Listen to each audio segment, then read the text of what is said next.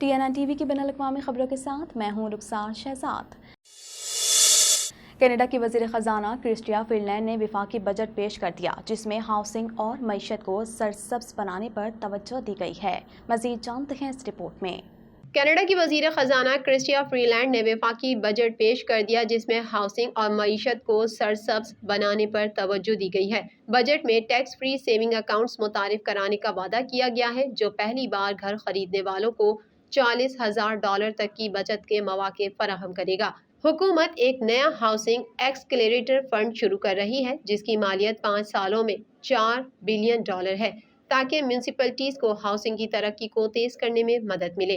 NDP کے ساتھ اپنے اعتماد اور فراہمی کے معاہدے پر آگے بڑھتے ہوئے حکومت دانتوں کی دیکھ بھال کے قومی پروگرام کے لیے 5 سالوں میں $5.3 بلین اور اس کے بعد ہر سال $1.7 بلین دینے کا وعدہ کر رہی ہے۔ یہ اس سال 12 سال سے کم عمر کے بچوں کے ساتھ شروع ہوگا اور 2023 میں 18 سال سے کم عمر کے کینیڈین شہریوں، بزرگوں اور معذور افراد کا احاطہ کرے گا۔ بجٹ 5 سالوں کے دوران دفاعی اخراجات میں $8 بلین کا اضافہ کرتا ہے جس سے کینیڈا کا دفاعی بجٹ GDP کے متوقع 1.5% تک پہنچ جاتا ہے۔ یہ GDP کے 2% سے کم ہے۔ نیٹو نے رکن ممالک سے خرچ کرنے کا مطالبہ کیا ہے، خاص طور پر جب سے یوکرین کے خلاف روس کی جنگ شروع ہوئی ہے، لیکن $8 بلین میں یوکرین کے لیے $500 ملین فوجی امداد شامل ہے۔ کینیڈا کے موسمیاتی تبدیلی کے اہداف کو پورا کرنے میں مدد کے لیے بجٹ 5 سالوں میں $2.6 بلین کی پیشکش کرتا ہے تاکہ کاربن کیپچر، استعمال اور اسٹوریج پر پیسہ خرچ کرنے والے کاروباروں کے لیے نئے سرمایہ کاری ٹیکس کریڈٹ کی مالی اعانت فراہم کی جا سکے۔ بجٹ میں مقامی قبائل کے بچوں، خاندانوں اور کمیونٹیز کی مدد کے لیے 6 سالوں میں اضافی $11 بلین خرچ کرنے کا وعدہ کیا گیا ہے جس میں رہائش کے لیے $4 بلین اور 7 سالوں کے دوران مزید $4 بلین خرچ کیے جائیں گے تاکہ فرسٹ نیشنز کے بچوں کی صحت، سماجی اور تعلیمی خدمات تک رسائی کو یقینی بنایا جا سکے۔ ایئر کینیڈا نے روس یوکرین کے ارد گرد ناقابل عمل راستے کی وجہ سے وینکوور اور دہلی کے درمیان پروازیں معطل کر دیں۔ مزید تفصیلات جانتے ہیں اس رپورٹ میں۔ ایئر کینیڈا نے روس یوکرین کے ارد گرد ناقابل عمل راستے کی وجہ سے وینکوور اور دہلی کے درمیان پروازیں معطل کر دیں۔ ایئر لائن اب بھی ٹورنٹو اور مونٹریال سے ہندوستان کے لیے 11 ہفتہ وار پروازیں چلائے گی۔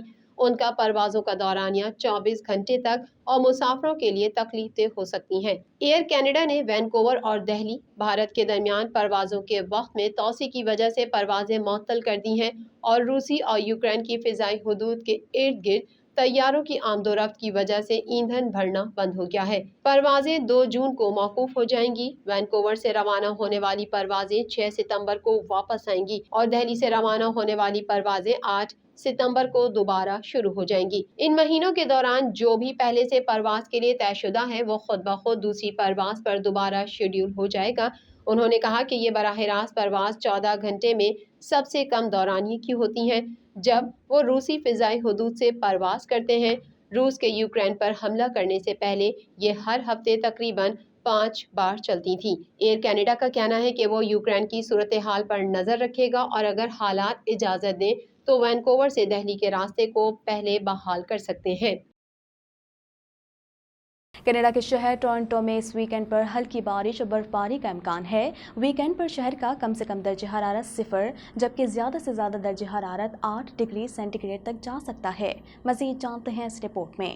کینیڈا کے شہر ٹورنٹو میں اس ویکینڈ پر ہلکی بارش اور برف باری کا امکان ہے۔ اس ویکینڈ پر شہر کا کم سے کم درجہ حرارت 0 جبکہ زیادہ سے زیادہ درجہ حرارت 8 ڈگری سینٹی گریڈ تک جا سکتا ہے۔ محکمہ موسمیات کی جانب سے کہا گیا ہے کہ ہفتے کے روز شہر میں ہلکی برف باری اور بارش کا امکان ہے جبکہ درجہ حرارت دن کے اوقات میں 6 اور رات کے اوقات میں 0 ڈگری سینٹی گریڈ رہے گا۔ شہر میں بارش اور برف باری کا سلسلہ اتوار کے روز بھی جاری رہے گا جب درجہ حرارت دن کے اوقات میں 8 اور رات کے اوقات میں 0 ڈگری سینٹی گریڈ رہے گا۔ آئندہ ہفتے شہر کا درجہ حرارت کم سے کم 7 جبکہ زیادہ سے زیادہ 16 ڈگری سینٹی گریڈ تک جانے کی توقع ہے۔ افغان حکومت کے قائم مقام ترجمان ذبیح اللہ مجاہد نے اپنے بیان میں میڈیا رپورٹس کو مسترد کرتے ہوئے کہا کہ جنوبی صوبے ہلمند میں اسلحہ ڈپو پر کوئی امریکی فضائی حملہ نہیں ہوا۔ مزید جانتے ہیں اس رپورٹ میں۔ طالبان حکومت نے ہلمند صوبے میں اسلحے کے ڈپو پر امریکی فضائی حملے کی تردید کر دی۔ افغان حکومت کے قائم مقام ترجمان ذبیح اللہ مجاہد نے بیان میں میڈیا رپورٹس کو مسترد کرتے ہوئے کہا کہ جنوبی صوبے ہلمند میں اسلحہ ڈپو پر کوئی امریکی فضائی حملہ نہیں ہوا۔ ترجمان افغان حکومت کا کہنا تھا کہ ہلمند میں امریکی فضائیہ کے حملے کی اطلاعات درست نہیں۔ صحرائی علاقے میں جنگ میں بچ جانے والے دھماکہ خیز مواد کو تباہ کیا گیا تھا۔ غیر ملکی میڈیا پر دعویٰ کیا گیا تھا کہ امریکی فضائیہ کے افغان صوبے ہلمند میں اسلحہ ڈپو تباہ کر دیا گیا۔ ہلمند میں فوجی اڈے کے قریب زوردار دھماکہ ہوا تھا۔ مقامی حکام نے بھی اسلحہ ڈپو پر امریکی فضائیہ کے حملے کی تردید کی ہے۔ یوکرین کے شہر ماریوپول میں روسی اور یوکرینی فورسز میں شدید لڑائی جاری ہے۔ امریکہ نے یوکرین کو مزید 12,000 اینٹی ٹینک میزائل، 1400 طیارہ شکن سسٹم دینے کا اعلان کیا ہے۔ مزید جانتے ہیں اس رپورٹ میں۔ یوکرین کے شہر ماریوپول میں روسی اور یوکرینی فورسز میں شدید لڑائی جاری ہے۔ امریکہ نے یوکرین کو مزید 12,000 اینٹی ٹینک میزائل، 1400 طیارہ شکن سسٹم دینے کا اعلان کیا ہے۔ روس اب تک ماریوپول پر مکمل قبضے میں کامیاب نہ ہو سکا۔ ماریوپول میئر کے مطابق لڑائی میں 5,000 سے زائد شہری ہلاک ہو چکے ہیں اور شہر کی 70% عمارتیں تباہ ہو چکی ہیں۔ امریکہ نے یوکرین کو مزید جدید ترین ہتھیار فراہم کرنے کا اعلان کیا ہے۔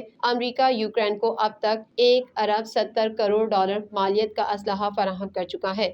ادھر صدر پیوٹن کے ترجمان نے جنگ میں روسی فوج کی ہلاکتوں کو سانحہ قرار دیا ہے، لیکن اب تک مارے جانے والوں کی تعداد نہیں بتائی۔ دوسری جانب روسی صدر ولادیمیر پوٹن کی بیٹیوں پر امریکہ کی جانب سے پابندیاں عائد کر دی گئی ہیں۔ امریکی حکومت نے بدھ کو دونوں بیٹیوں پر پابندیاں لگائیں، جن کے بارے میں زیادہ معلومات کبھی منظر عام پر نہیں آئیں۔ کابل میں ہونے والے اجلاس میں کہا گیا ہے کہ اگر ملک میں لڑکیوں کے اسکول اسی طرح بند رہے تو جلد ہی ممکن ہے کہ افغان اپنی بیٹیوں کو تعلیم دینے کے لیے وطن چھوڑ دیں گے، جس کی وجہ سے عوام اور حکومت کے درمیان خلیج بڑھ سکتی ہے۔ مزید جانتے ہیں اس رپورٹ میں۔ افغان مذہبی علماء نے اسلامی تعلیمات کی روشنی میں جاری بحران کے حل کے لیے اجلاس طلب کیا۔ اجلاس میں مرد اور خواتین مذہبی علماء نے شرکت کی، جنہوں نے موجودہ بحران کے حل کا ایک طریقہ لڑکیوں کے اسکولوں کو دوبارہ کھولنے کو قرار دیا۔ ان کا کہنا ہے کہ اسلامی امارات نے لڑکیوں کے اسکولوں کے دروازے بند کیے ہوئے ہیں، جو کہ ملک میں بحران کا سبب بن رہا ہے۔ علماء افغانستان کے ارکان عبدالستار حیات کا کہنا تھا کہ ہمیں اسلامی امارات کے ملک میں جاری بحران کو حل کرنے، چھٹی جماعت سے اوپر لڑکیوں کے اسکول کھولنے اور خواتین کے کام کرنے میں آسانی پیدا کرنے کے لیے کوئی راستہ تلاش کرنا ہوگا، کیونکہ ان مسائل نے افغانوں کے لیے بہت سے مزید مسائل پیدا کر دیے ہیں، اور اس حوالے سے اسلامی امارات کو عوام کے تحفظات کا تسلی بخش جواب دینا ہوگا۔ موجود کړکېچ ته په ځانګړې توګه د نجونو لپاره د شپږم ټولګي څخه پورته د زده کړو او ښځو لپاره د کار د اسانتیاو د برابرولو لپاره د حل یوه معقوله او اغېزمنه لاره پیدا کړي۔ آزادی تنظیم کی ڈپٹی ڈائریکٹر کا کہنا تھا کہ ممکن ہے مستقبل میں بہت سے افغان اپنی بیٹیوں کو تعلیم دینے کے لیے وطن چھوڑ دیں گے، جس کی وجہ سے عوام اور حکومت کے درمیان خلیج بڑھ سکتی ہے اور غیر ملکی مداخلت کی راہ ہموار ہو سکتی ہے۔ ډیری افغانان به د خپل لونو د تعلیم لپاره د خپل ګران وطن پریښودو ته اړ شي. د حکومت او ملت ترمنځ به واټن ډیر زیات شي او د دین او د وطن دښمنانو ته به د لاسوهنې زمینه برابره شي او د اسلامي امارت مشرتابه ته به د ستونزو د پیدا کېدو لامل شي. شریعہ یونیورسٹی لیکچرر سومیہ شفیق کا اس حوالے سے کہنا تھا کہ تعلیم ہی انسانی معاشرے کو ترقی دینے کا واحد راستہ ہے۔ خواتین معاشرے کا نصف حصہ بناتی ہیں۔ علم مرد اور عورتوں دونوں کے لیے ضروری ہے۔ اگر کوئی عورت تعلیم دیتی ہے تو اس کا پورا خاندان تعلیم یافتہ ہے۔ جب کوئی خاندان تعلیم یافتہ ہوتا ہے تو ہمارا معاشرہ تعلیم یافتہ ہوتا ہے۔ او ښځه د ټولنې نیمایي برخه ګڼل شوې ده او د انساني ټولنې د پرمختګ یوازینۍ لاره علم او تحصیل ده، چې دا تحصیل او علم ته دواړه لوري ښځینه او نارینه اړتیا لري، او بلکې زه خو دا وایم چې ښځې ډېرې زیاتې اړتیا لري په دې چې که یو نارینه علم کوي هغه یوازې ځان ته کوي، ولیکن که ښځه علم کوي هغې ټوله کورنۍ با علمه کیږي، د هغې کورنۍ کله چې با علمه شي نو زموږ جامعه با علمه کیږي. اسلامی در قبال مردمش در نظر بود. TNN TV کے نیوز بلیٹن سے فی الوقت اتنا ہی۔ مزید خبروں اور اپڈیٹس کے لیے دیکھتے رہیے TNN TV۔